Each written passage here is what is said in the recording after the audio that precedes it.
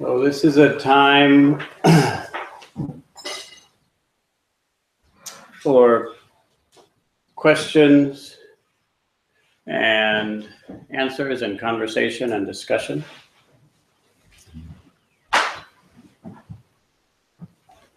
Please make use of it as you wish.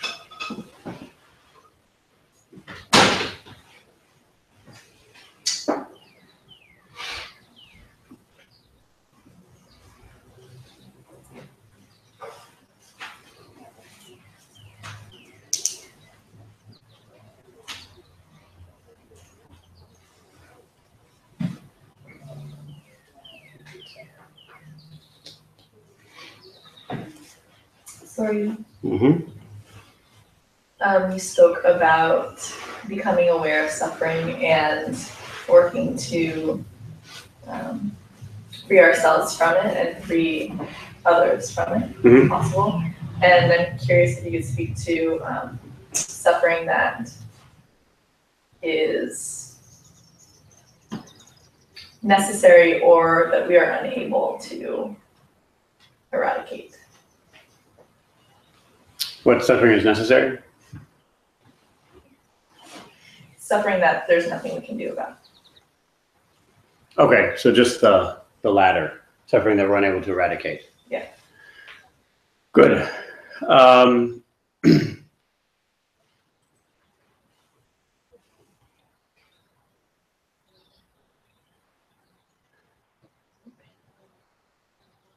So I would say that to talk about the first point about suffering that's necessary, one useful thing to do is to distinguish pain from suffering. And I'd say that pain is necessary. Pain is a part of life. But pain experienced, or pain taken wrongly, is suffering. So we turn pain into suffering. But suffering, as far as I can tell, isn't inherently necessary because suffering isn't inherent. This is one of the most, perhaps the most important insight of this path. The realization that suffering is not inherent to our experience. Suffering is added on to our experience. Suffering is produced. Suffering is constructed. And it's not arbitrary. Pain is actually very useful. If you consider people who don't have certain senses, possibly the worst one of all is to not experience pain. It's extremely dangerous. It's life-threatening, and there are certain in terms of physical pain, and there are certain kinds of emotional pain also. To not have those are also extremely dangerous. A person who doesn't experience fear, for example, is in extraordinary danger. A person who doesn't experience remorse or guilt is also in extreme danger because they're putting everyone else in danger. So painful or unpleasant physical or emotional sensations are actually very useful. The question is, do they cause suffering? And how, and therefore, how do we look at the eradication, as you say, of those forms of suffering? And I would say that probably the best way to answer that question right now, there are a lot of different answers to that. A lot of different ways of talking about that. Many, many different ways of responding to this question. It's a deep and vast question. And so it invites many different angles. Yes? Like a jewel that reflects, each facet reflects different aspects of the world. So, so the one facet, the one aspect that I'd like to emphasize now is called time. And that's the answer to the question. It takes time. That's how you do it. You can say that we're unable to eradicate it, but that isn't, strictly speaking, true. We are able to eradicate it. It just takes time. That's all. We can eradicate it. It takes time. And the reason that I say that this is such a fundamental insight is that I realized one day in a retreat that one of the primary functions of this path is that it changes time from an enemy into an ally. For most people, time is the enemy because you can't eradicate suffering right now. It takes time. So time is the problem. The time it takes to get over this issue, to solve this problem, that is the problem. So time is a bad thing. And if we don't have a problem, if we're enjoying ourselves, then time is going to take that away. Time will pass and remove that relationship or that emotion or that knowledge from us. So time is the problem. It's the enemy. Everything bad is caused by time. When we practice this path, time changes into our greatest friend, because as a result of time, suffering is resolved. We practice the path, and then time of itself, we don't have to put any effort into it. It's miraculous. Time passes. We don't even have to try. It just passes. And because it passes and we're practicing, suffering is resolved. That's incredible. It's so easy. Yes? You just commit yourself to doing this until all of the suffering in the entire world is resolved. That's all. Which may seem very difficult because that could take trillions of years or longer. But still, we can do it. We're doing it right now, so we can do it. You just keep doing it. And that's an extremely encouraging attitude. So you think that even without, because you said time and practice, but even without practice, well, practice given enough time. Well, yeah, that's also true. Yeah, that's also true. Suffering is not inherent. It falls apart. It doesn't have any kind of inherent existence. It's produced, and eventually we get tired and stop producing it. So it's, you could say, eradicated. Or we it's fall just, apart. Well, we fall. Well, that's suffering. That's the same thing as saying suffering falls apart. Because the sense of self is the sense of suffering. So the person who creates suffering is the suffering. The suffering is that which creates it. So it's a very subtle feedback loop between ignorance and craving that circulates very, very quickly. Okay.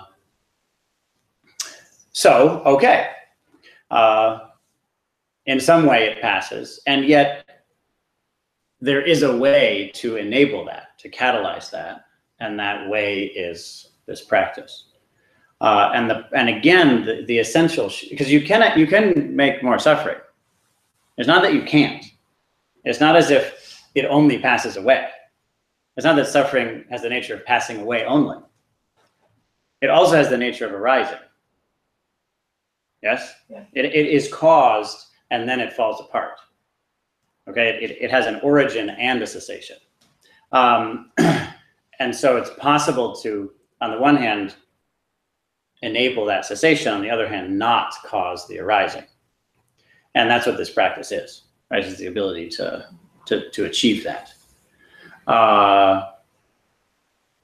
So I think it's important to look at it as time plus practice, or probably easier to look at it as practice plus time equals wisdom, happiness, love, peace. So time doesn't have to be a bad thing. Does that make sense? Yeah, thank you. And again, that's just one way of answering a very rich question. A lot of other ways of looking at this as well.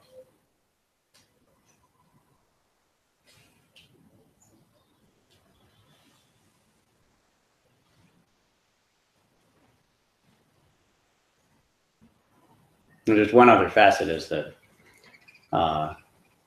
time resolves suffering, but the resolution of suffering does not take time.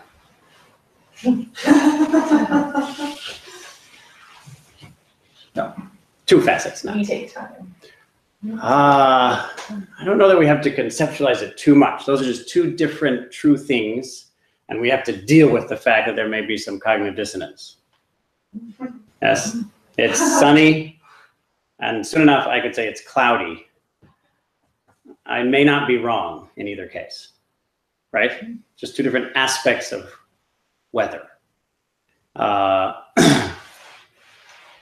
So it's just how it is. It's not a process.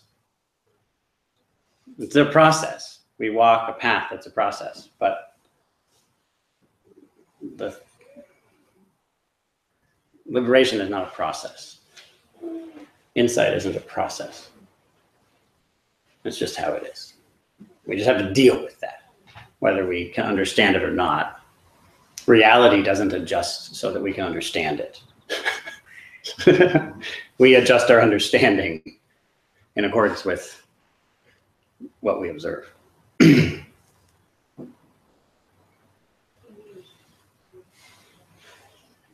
Anything else?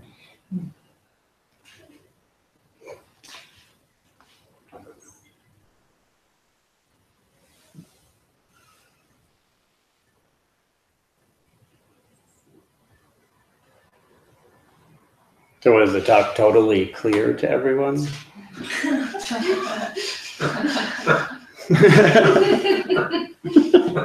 I guess so. Good job.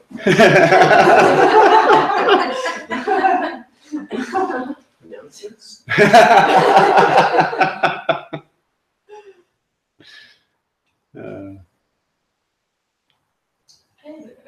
I was thinking about what you were saying about suffering not being necessary, and I was thinking about, wasn't some suffering necessary to live through the suffering? But maybe that would be pain. Or maybe what's necessary is fully feeling the suffering that's there to. Yeah, exactly. That's exactly right. Right. That's the. In this tradition, that's what you call the party line. You know, that's how we put it. So it's that pain incompletely experienced is suffering. If you totally experience pain, it's pain. It's not suffering. There's a famous Zen koan about this. That's a mondo more than a koan, but it could be a koan as well. It's a Zen story, a mondo, which is, I believe it was at Tozan. I think it was at Dongshan, Mount East, or East Mountain.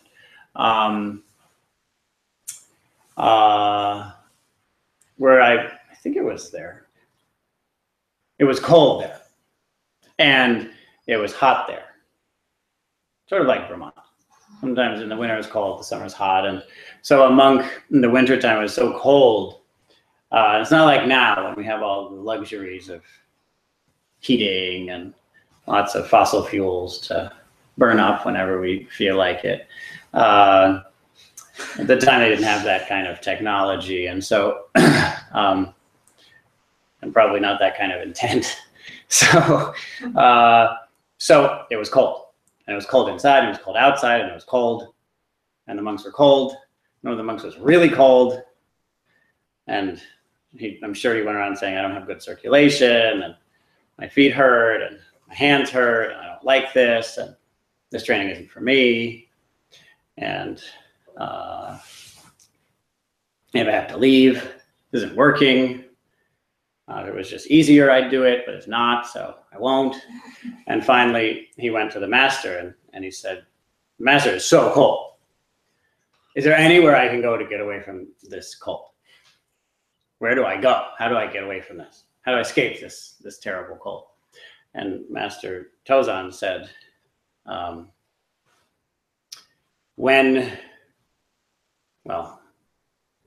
guess there are different ways of putting it. One is go right into the middle of the cold. Go right into the cold. And there in the middle of the cold, there's no cold. When you're hot, go into the middle of the hot. In the middle of the hot, there's no hot. So if you're cold, then freeze to death. And if you're hot, then burn up, burn to death. And then you won't find cold or heat. And so one way to consider that is that when we're in some kind of pain, we go right into it. We don't resist it. And we discover that the resistance to it, the clinging to a better thing, is that clinging, that resistance, that conflict is the source of the suffering. And because we wrongly understand the discomfort, we try to resist it. But it doesn't help. Then you just have pain plus suffering rather than pain alone. And this is a very important point nowadays, especially as far as I'm concerned. Because at the time, the monk was at least talking about physical cold, which is relatively straightforward. But nowadays, we don't have the problem of physical cold so much. Okay, at that time, everyone had the problem. Nowadays, if you're just wealthy enough, you don't have that problem. So, or powerful enough, or whatever it is.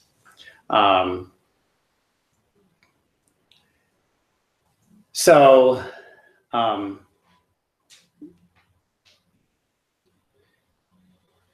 nowadays we have another kind of pain that dominates our lives, and that's emotional, psychological pain.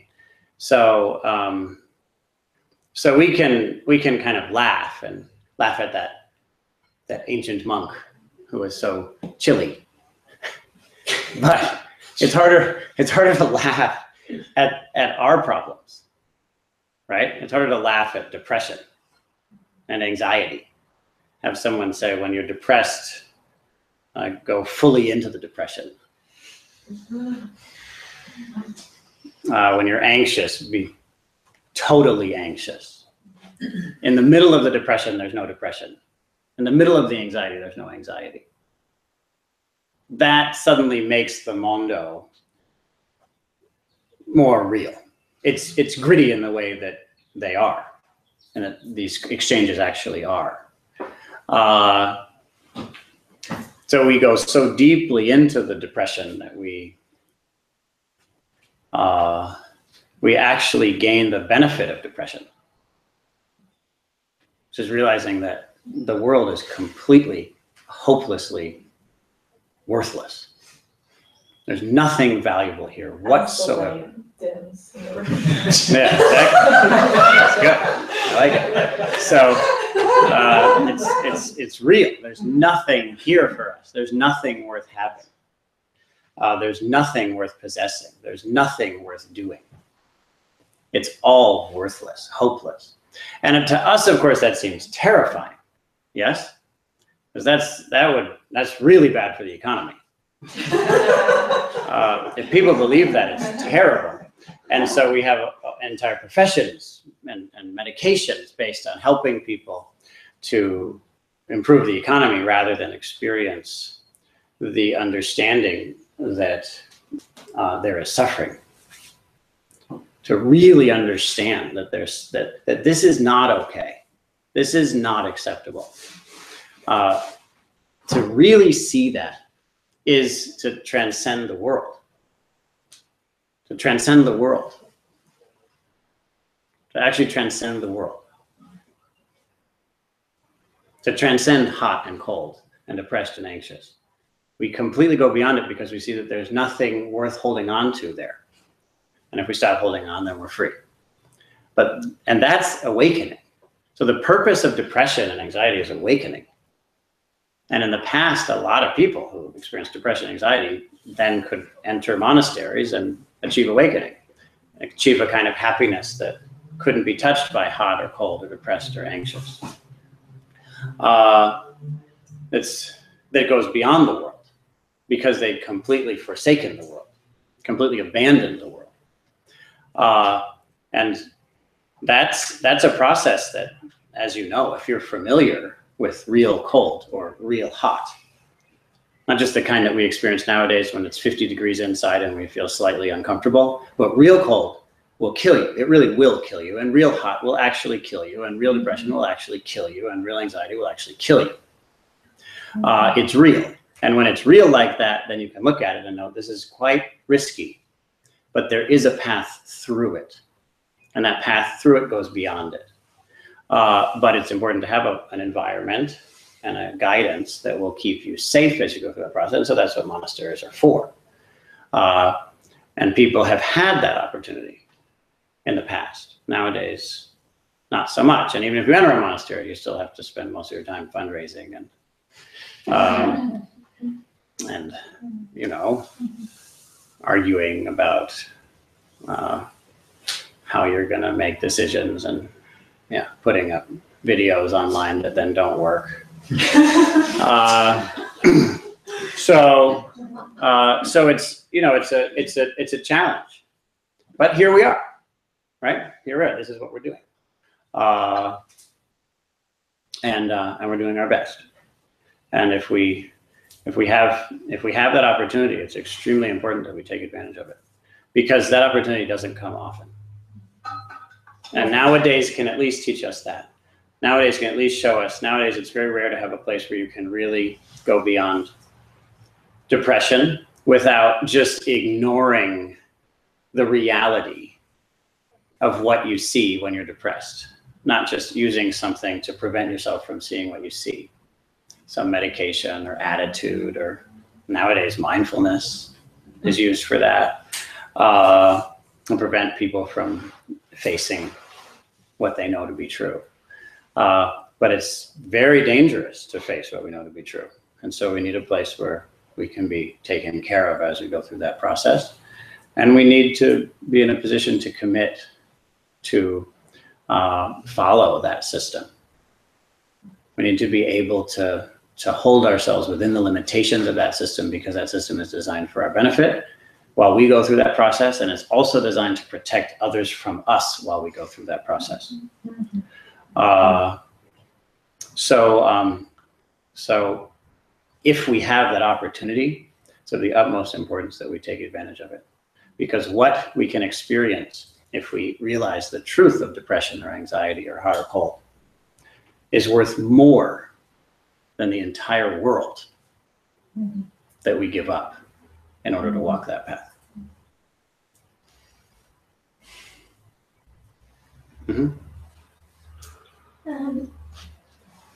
I do talk a lot about that because they used to have places where that could happen with people who like Lang is very well known for schizophrenics to just let them work it through. But anyway, but with pain, this is what I want to ask about. So you said that pain, there's a benefit to it because you don't want to have no pain because that makes life dangerous. But then you're saying, like, with the pain of cold, for instance, that could, I guess, potentially be very dangerous. Yeah, right.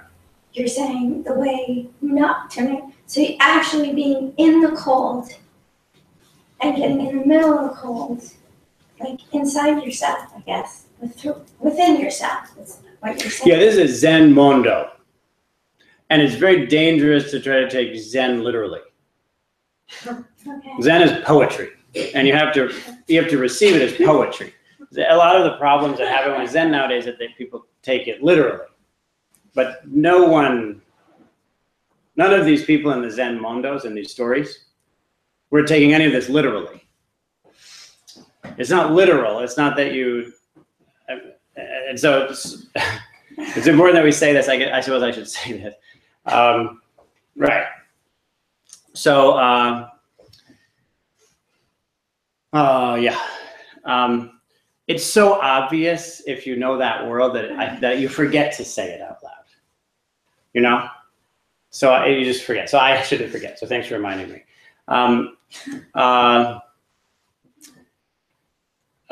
In Zen, they talk about, kill yourself. But they don't mean physically kill yourself. Everyone knows that in that system. But when that sentence is taken out of context, people don't know that, and so they might misinterpret it. When we say go directly into the cold, it doesn't mean just find the coldest place. I mean, you can laugh about it, but it's an issue. We should be clear that isn't what's meant. It's, as you say, within yourself. So you're feeling cold, right? Here you are at the monastery. You're feeling cold. In fact, if you do everything correctly and responsibly, you won't die. You're not going to actually get damaged. Okay? We know that. Hundreds of people have been going through the system for hundreds of years. We're okay. We know how to take care of each other. It'll be fine. Actually, you're experiencing a kind of discomfort that isn't life-threatening. But if you take it the wrong way, it will seem to be life-threatening. Okay? So what's the right way? Go right into it. So the experience of cold that you're experiencing, it's cold at East Mountain. It's not so cold that people are dying because the monks are there. They're fine. People aren't dying. But you feel like you're dying. You think you're going to die. You're so cold. You're shivering. And so you go right into that experience, and you can transcend death without actually putting your life at risk. That's an extremely powerful opportunity. The same thing with the heat. And interestingly, the same thing with depression or anxiety. We can take those things so that they become life-threatening, but that's wrongly approaching them. That's because we've approached them wrongly. In the same way that if you got cold, you could be confused, which happens when you get cold, and just wander off into the snow. Yes, you could get hypothermia, become confused in that state, and then it would really become life-threatening. Same thing with heat. You can get heat stroke. You can become confused and just wander off into the desert, into the hot sun, and then literally die. That's because the experience hasn't been dealt with in a skillful, systematic way. That's why we have these systems, so that you face depression, but you can face it as it is, so it doesn't confuse you and you wander further into depression until you actually commit suicide or anxiety. But that experience of cold itself can be used as a path. The experience of heat itself can be used as a path. The experience of depression can be used as a path. The experience of anxiety can be used as a path. The experience of pain can be used as a path. And we're taught how to use it as a path. But if you're going to use it as a path, then you have to give yourself to that experience, which due to the system is kept safe. But you have to give yourself into it totally. And by giving yourself to it totally, you can see the distinction between the pain and the resistance to the pain. It's very difficult to tell the difference between the pain and the resistance to the pain. It's not so easy. And we go through layers of seeing that. We don't resist the pain on a surface level, but then we realize there's a deeper level, and there's a deeper level, and there's a deeper level of resistance. And we uncover each next level and then release it. But that doesn't happen by avoiding that experience. It happens by giving in to that experience. And so we need a system that will care for us while we do that. And that's what we're trying to create here with this community and with the monastery. We're trying to create a place where people can go through these things and use worldly pain to transcend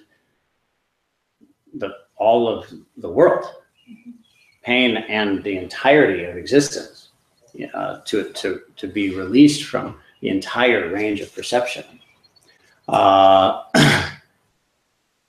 typically holds us hostage, hostage, really. Hostage is probably a good word.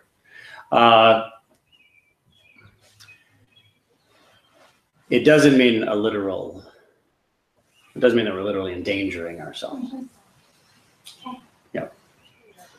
Although I will say that there are traditions that do that, or that do put you in danger. That exists in the world. Those exist, you know? Those really exist. All over the place. People do that all the time. So I think we have to finish. I'm sorry. We're there. We can't Okay. go on. Okay. Do you have, is it a quick statement? Yeah, it wasn't a question. Oh, yeah, I was go ahead, just, please. Finish it off for us. All right. Yes. I think this would be perfect, actually. Mhm. I was just home for several weeks because several members of my family are ill. Mhm. And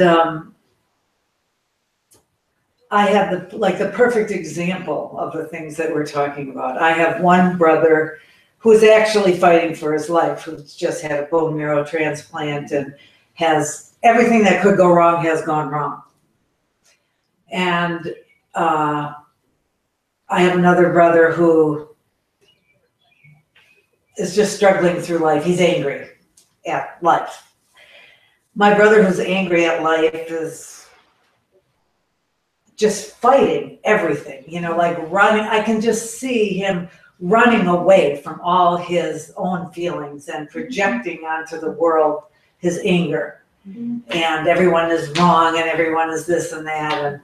And I just feel so bad. And I think, oh, he's just creating so much of his own suffering, And then my brother who was fighting for his life physically, I said to him, I'm over there in Vermont meditating my ass off, to maintain some kind of acceptance of my own, as those of you who know me have been through 3 surgeries and trying to just accept my life, And here he is, just accepting each day. He's been in the hospital for like 9 weeks already, just accepting each day and saying, well, there's no sense, it is what it is.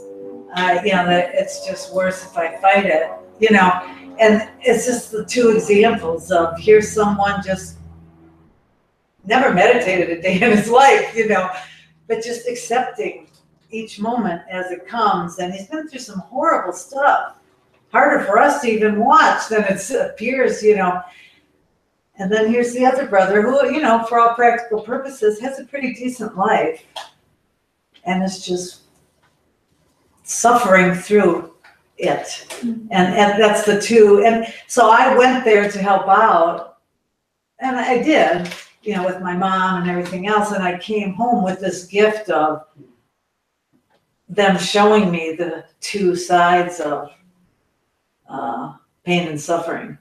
And it was really a gift that I didn't anticipate. That was a really good story. Very, very powerful.